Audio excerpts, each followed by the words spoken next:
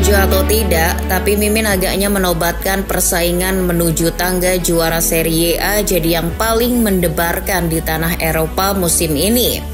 Premier League boleh saja menyajikan momen epik Liverpool yang akhirnya samai jumlah 20 trofi Liga Inggris milik Manchester United.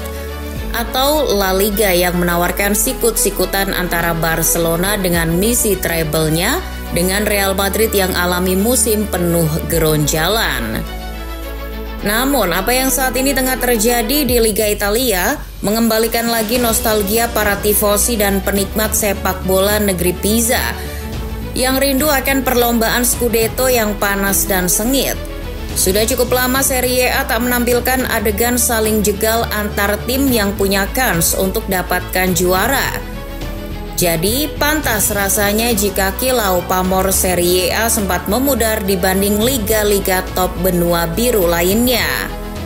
Kali ini Serie A mulai kembali membuktikan kepada halayak sebagai liga yang kompetitif dan lepas dari kesan liganya bapak-bapak pos ronda yang monoton. Napoli dan Inter Milan jadi aktor utama di panggung Serie A musim ini yang memperagakan aksi kejar-kejaran yang menegangkan. Salah satu di antaranya akan berjodoh dengan titel Liga. Lalu dengan sisa 4 pertandingan lagi, bagaimana peluang dari kedua tim keluar sebagai Campione d'Italia? Siapa yang kemungkinan temui batu sandungan? Mari kita bedah bersama. Namun sebelum itu jangan lupa subscribe dan nyalakan lonceng notifikasinya agar tidak ketinggalan video terbaru dari Starting 11 Story. Menurut Transfermarkt tercatat ada 6 tim yang pernah merasakan nikmatnya duduk di nomor 1 Serie A musim ini. Tapi hanya Napoli dan Inter yang akhirnya paling lama kuasai singgasana. Napoli kenyang dengan 17 kali mencapai pucuk klasemen, sementara Inter pernah 9 kali menyentuh podium wahid. 4 tim lainnya adalah Juventus, Atalanta, Udinese, dan Torino. Praktis tersisa Napoli dan Inter yang lama-kelamaan dijagokan untuk memenangi pertarungan di arena gladiator dan berhak menyegel juara. Bagi yang musim ini mengikuti perkembangan Serie A dari awal pasti sudah tak asing dengan drama geser-menggeser peringkat antara Napoli dan Inter. Ada kalanya Partenope yang menghuni posisi teratas, tapi juga ada momen Nerazzurri mengovertake saat lawannya itu lengah. Kendati saling bergantian memimpin, keduanya tak pernah lepas dari jarak poin yang terlampau jauh. Selalu hanya antara rentang 3 sampai 1 poin saja.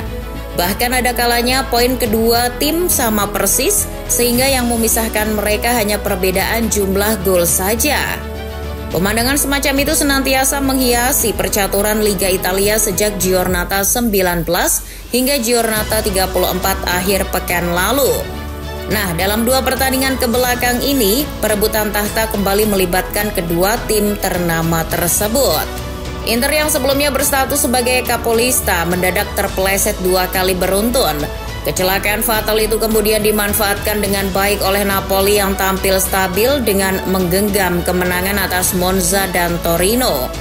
Untuk pertama kalinya sejak Giornata 25, pasukan Antonio Conte berjaya menembus puncak dengan keunggulan 3 poin atas armada Simone Inzaghi. Kini, Napoli mengumpulkan 74 poin berbanding 71 poin yang diterima Inter. Momen kembalinya klub berjuluk si keledai kecil ke posisi pertama terjadi saat menggebuk Torino 2-0 di kandang sendiri. Estadio Diego Armando Maradona dan seisi kota Naples akhirnya punya idola baru yang namanya diagungkan dalam balutan seragam biru khas Napoli. Sosok yang Mimin maksud adalah Scott McTominay. Baru menjalani musim perdana di kancah sepak bola Italia usai ditendang dari Manchester United, gelandang serang asli Skotlandia ini langsung nyetel dengan skema di tim barunya. Entah karena faktor adanya Billy Gilmour sebagai kompatriotnya di timnas Skotlandia atau hal lainnya, McTominay sanggup mempersembahkan perubahan yang begitu mencolok di skuad Napoli. Terbaru, pemain yang dulu dicap sebagai super sub di United itu memborong 2 gol kemenangan ke gawang Torino. Kontribusi berharga yang bantu mengantarkan Napoli mengkudeta tim dari kota fashion. Sekarang tinggal tersisa 4 laga sisa yang akan dilakoni McTominay untuk mendapat hadiah juara Liga pertama dalam karirnya. Sesuatu yang tak pernah ia raih selama bermukim di Manchester. Bersama rekan sejawatnya seperti Romelu Lukaku dan Leandro Spinazzola, McTominay diunggulkan meraih Scudetto setelah Napoli diuntungkan dengan 2 hal ini. Pertama, keempat lawan yang dihadapi selanjutnya tergolong ringan dan kualitasnya ada di bawah Napoli. Mereka adalah Lecce, Genoa, Parma, dan Cagliari. Secara di atas kertas, Napoli dapat dengan mudah menyapu bersih semuanya, sehingga akan finish di akhir pacuan dengan bertambah 12 poin. Bila skenario itu terwujud, gelar Serie A keempat akan mendarat dengan selamat. Keuntungan kedua yang dimiliki Napoli dalam jalur juara kali ini adalah mereka bisa memanfaatkan kondisi Inter yang fokusnya sedang terbelah antara menjaga kekuasaan di Italia dan mematikan langkah Barcelona di semifinal Liga Champions. Inter diprediksi lebih memprioritaskan Liga Champions meski tetap berupaya mempertahankan gelar Serie A.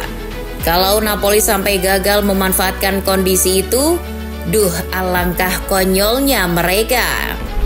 Sekarang kita beralih ke kubu Inter Milan yang kalau Mimin lihat sih sepertinya lagi banyak masalah. Selepas mengandaskan Bayern Munchen di pentas Eropa, entah kenapa kondisi Inter seketika hancur berantakan. Alih-alih tetap mempertahankan gaya permainan yang konsisten. Dari 3 laga yang diikuti Inter pasca berjumpa Harry Kane CS, tidak ada satupun yang berakhir dengan senyum merekah. Deretan kekalahan itu makin terasa menyesakan karena sedikit demi sedikit menggerogoti peluang Inter untuk mengukir treble. Bertekuk lutut di tangan Bolonya dan AS Roma dengan skor identik 1-0, membuat pemilik 20 titel Serie A itu terpaksa merelakan singgasana mereka direbut paksa Napoli. Sementara momen ketika tumbang dari rival serumah AC Milan pada semifinal Coppa Italia meruntuhkan harapan Interisi untuk melihat tim jagoan mengamankan 3 piala sekaligus. Tak aneh rasanya kalau Simone Inzaghi sampai berani buka suara ke media terkait dengan kondisi mental anak asuhnya yang jadi menurun drastis. Menurut laporan Mundo Deportivo, Inzaghi mengatakan bahwa hasil minor yang didapatkan secara beruntun membuat kondisi ruang ganti Inter berubah 90 derajat dengan semangat yang tak lagi nampak di muka para pemain. Sudah nihil semangat dan alami gangguan mental, Inter malah dapat sisa lawan di Serie A yang berpotensi menjegal mereka dari gelar juara. Berbeda dengan Napoli yang bertemu dengan lawan yang relatif gampang, lain cerita dengan Inter yang nelangsa karena harus berjumpa dengan musuh yang relatif lebih berat. Kalau ingin juara, ya mau nggak mau harus bisa mempermalukan semuanya. Oke lah, mungkin Lautaro Martinez dan kolega bisa curi poin saat bertemu Hellas Verona, Torino, dan Como. Namun kalau pas lawan Lazio, kayaknya Mimin ragu deh mereka bisa melewatinya dengan mudah. Jadi bisa dikatakan kalau elang ibu kota adalah batu sandungan yang membahayakan bagi Inter. Selain harus dihadapkan dengan calon lawan yang meresahkan di Liga, Inter juga berpotensi alami kekalahan akibat tensi pertandingan yang meninggi saat bersua Blaugrana. Alhasil tak ada pilihan bagi Inzaghi selain melakukan rotasi pemain yang tampaknya akan dilakukan di Serie A. Kalau sudah tampil dengan skuad yang bongkar pasang seperti ini, peluang lawan untuk mengeksploitasi Inter jadi terbuka. Berbicara soal menipisnya selisih poin antara peringkat 1 dan 2 di klasemen Serie A, ternyata dalam 6 musim terakhir, Inter punya memori kelam karena pernah 2 kali gagal juara dengan gap poin yang tak terpaut jauh. Pertama terjadi pada musim 2019-2020 saat Inter melepaskan mahkota juara kepada Juventus. Di akhir musim itu, Bianconeri hanya unggul 1 poin saja dari Nerazzurri. Lalu pada musim 2021-2022 giliran Milan yang berpesta atas Inter dengan keunggulan poin akhir hanya 2 poin. Zlatan Ibrahimovic memimpin Milan juara dengan jumlah 86 poin.